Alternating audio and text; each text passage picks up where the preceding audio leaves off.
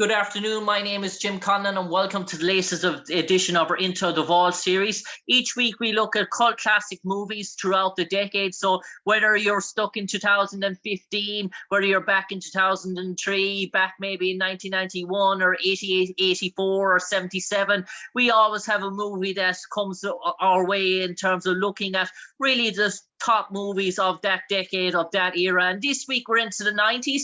We're into the year 1995. And if you're a fan of Cold War history, nostalgia, and especially the Cuban Missile Crisis and the tension, the palpable tension between USA and Russia, which is so palpable today in terms of what's going on in the world, in terms of the Ukraine as well. This movie, no doubt we're going to talk about, is going to be a treat for you, especially if you're interested in US military and army as well. The movie is called Crimson Tide. It was released in 1995. Its cast included Denzel Washington, Gene Hackman, Viggo Mortensen, James Gandolfini, Steve Zahn, and our guest this evening, the one and only Rocky Carroll.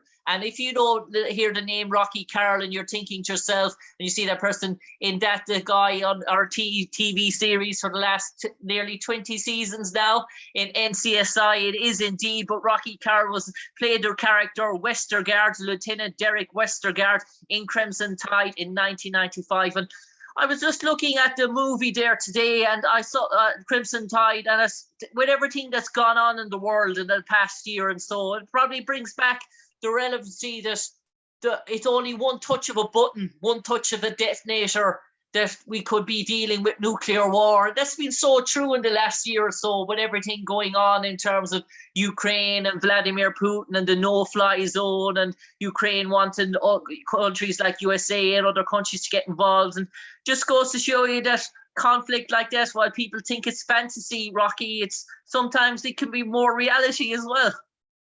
Yes, often art does imitate life, and you would think that, you know, a movie that was released in 1995, that the subject matter would be ancient history, but it's far from that.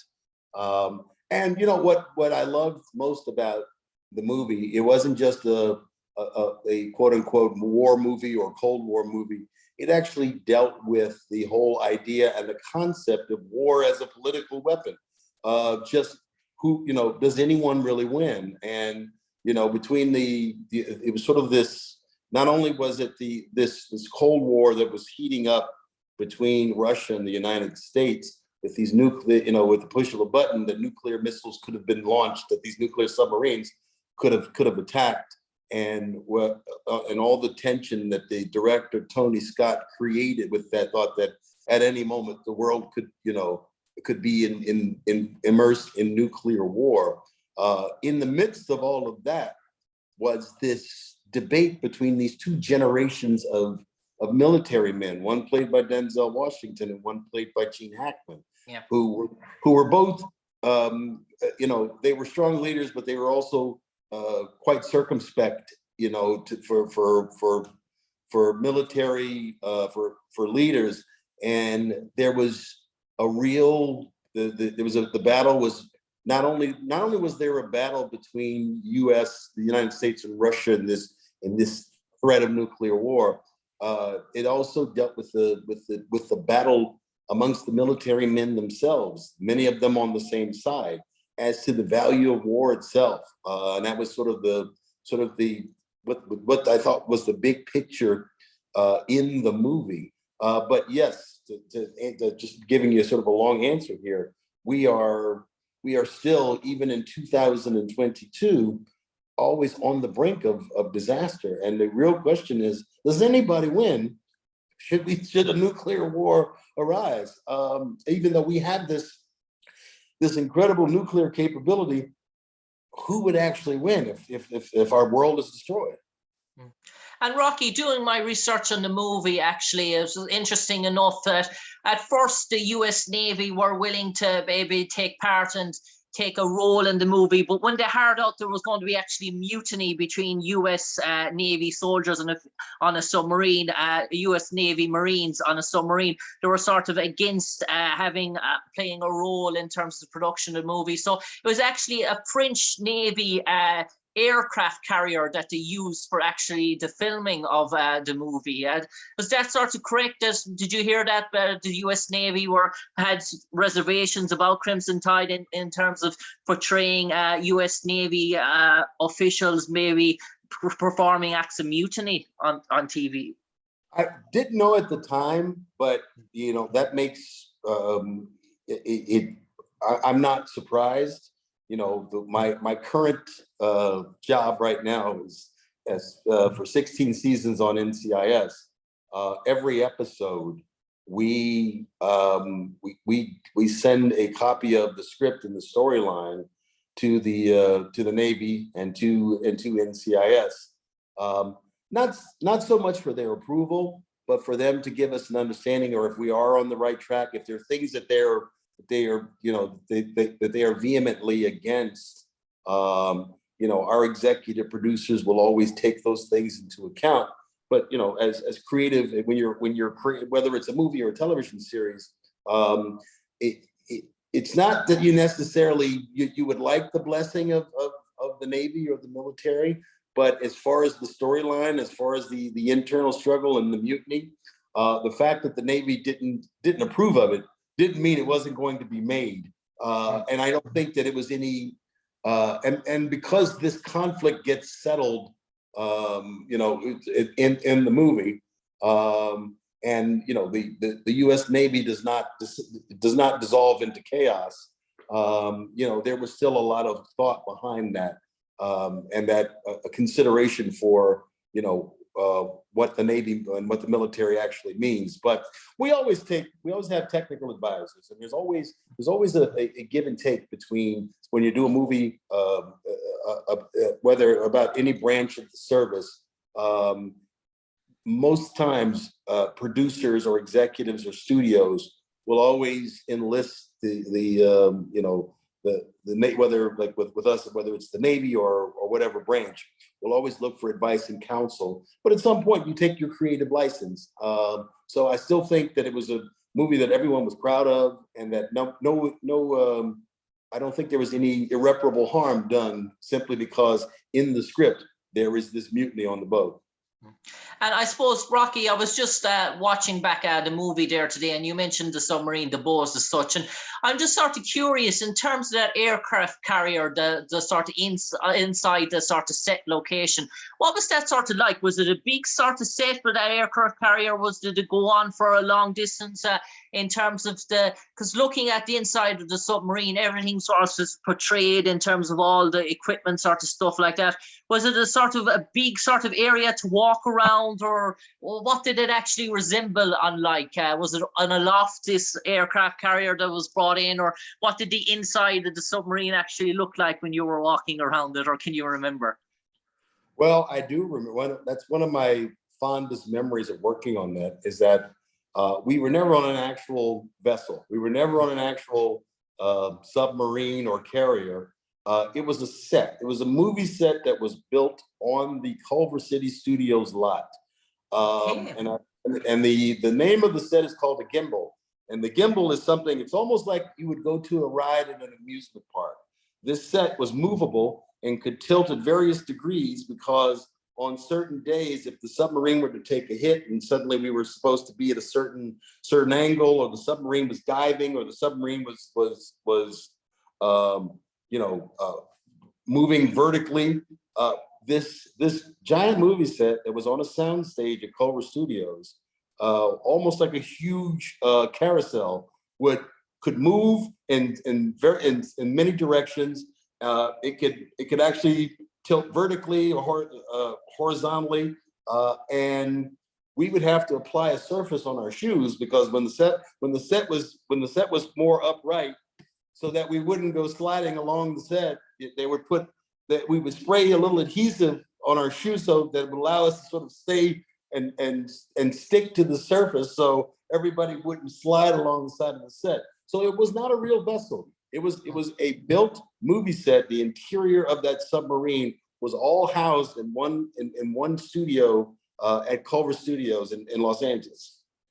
And Rocky, dare I say, in terms of how you got the part in Crimson Tide, was it the regular sort of casting sort of shoot where your agent gave you the script and audition, or in terms like that, or were you involved in something at the time? It was by chance that that this came about for you, or how did the role get involved in Crimson Tide?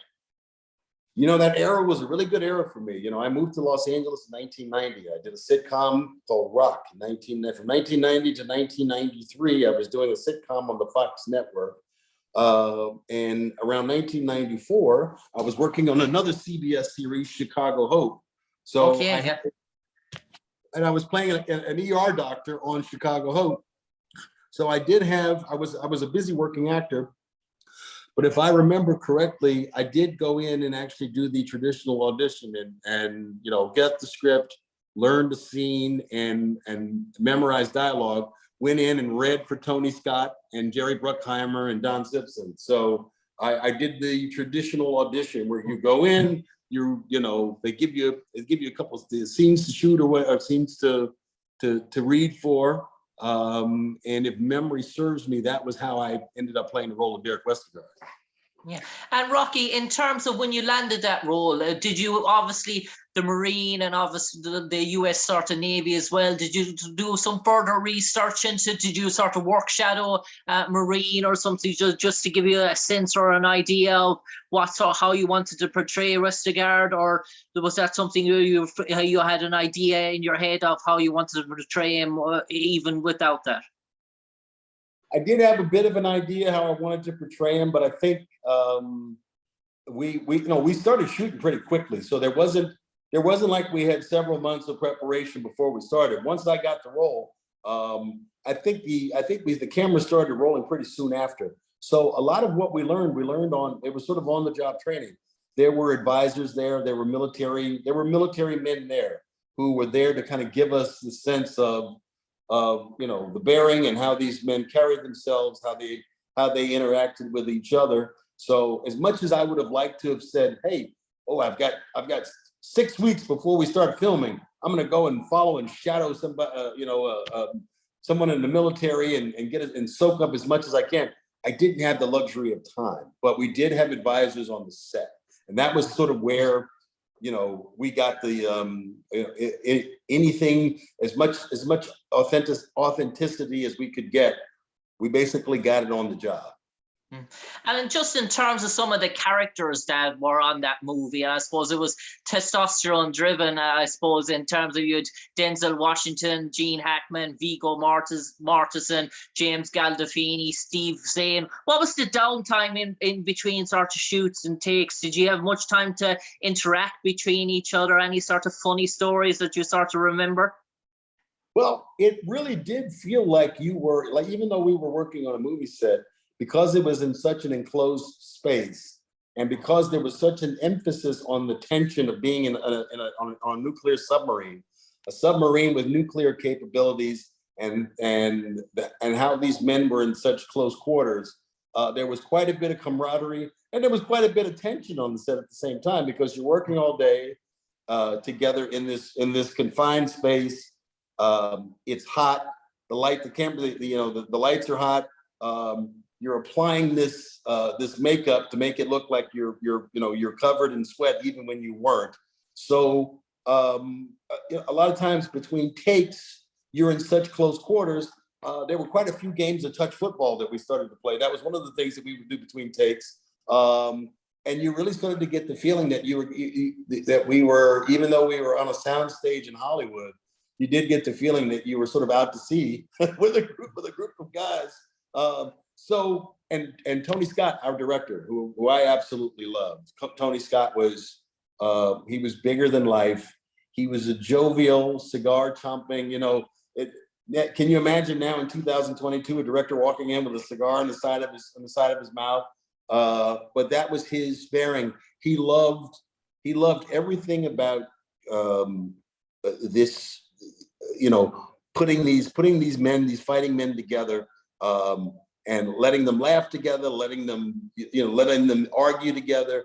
If there was any sort of disagreement that erupted between the actors on the set, Tony would just allow it. He would allow it to go, and he would allow it to fester because it would all sort of help create this sense of tension. You know, because if you are working on a nuclear submarine, you spend a lot of time underwater, away from home, and with a small group of guys for a very long time. And even if you guys actually love each other, there are times when you just don't want to be around each other. And we experienced that as actors on that set.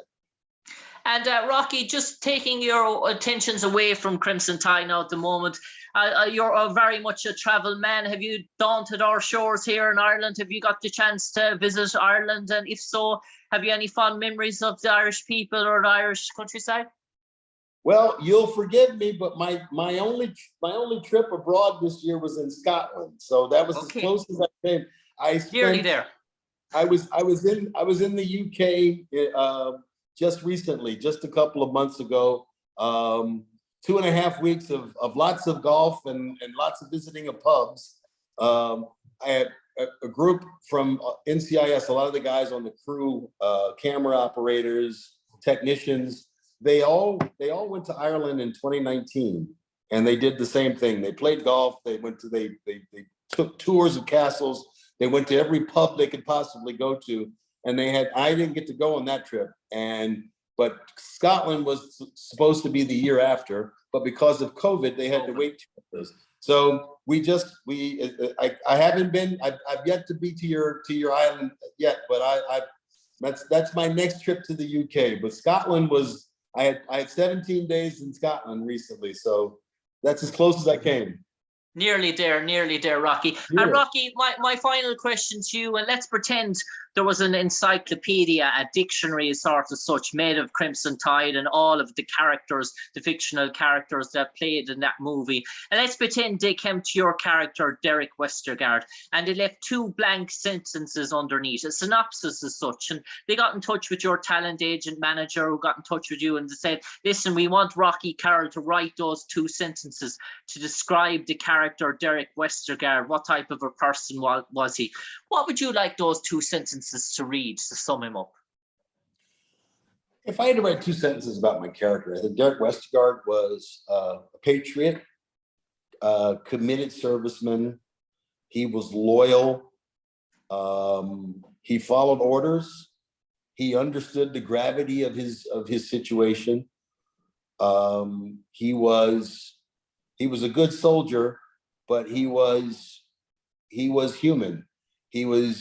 He knew that this conflict would not turn out well, and he was fearful that and hopeful that some sort of solution, a peaceful solution, would arise before having to exercise the nuclear option.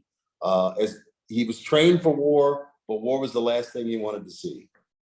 And Rocky, one final question to you. I know it's a busy time for you. You're on to your 20th season of filming of NCSI. Have you any other projects in the works that might be coming our way that we might see here and later this fall in terms of Ireland on our TV screens? You'll definitely be seeing me again on a new season of NCIS.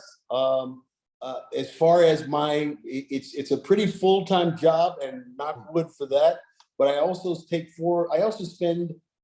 4 episodes each season behind the camera. So I'll be directing several episodes of NCIS.